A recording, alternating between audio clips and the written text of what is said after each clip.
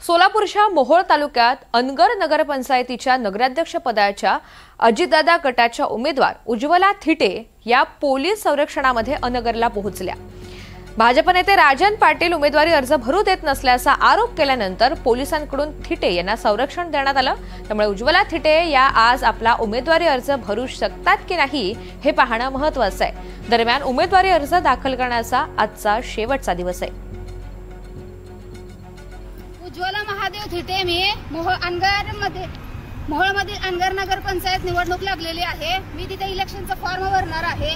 त्यासाठी आमचे माजी आमदार राजनजी पाटील, विक्रांत पाटील, अजिंक्य राणा पाटील हे गेली 8 दिवस झाले मी तिथे यायचंय म्हणून तर सगळीकडे त्यांनी ट्रॅप लावलेला आणि निवडणुकीचा अधिकार माझ्यापासून हिसकावून घ्यायला लागलाय। आज मायबाप माझ्या मोहोळच्या जनतेला, सोलापूरच्या जनतेला आणि महाराष्ट्रातील जनतेला मला सांगायचंय, लोकशाही पद्धतीने मी निवडणूक लढवू शकत नाही का?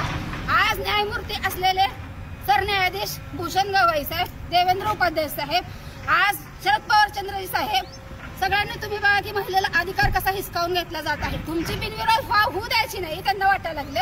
मला अधिकार आहे का नाही ती जनता ठरवेल ना, बिनविरोध करायची का नाही। अर्ज सुद्धा भरू देणार। यावलीच्या कॉर्नरला हजारो माणसं उभा केलेले आहेत, हिवऱ्याच्या कॉर्नरला, देवणीच्या कॉर्नरला, आणि पोलीस प्रशासन काय करताय? 8 दिवस झाले ह्यांना प्रोटेक्शन मागते मी।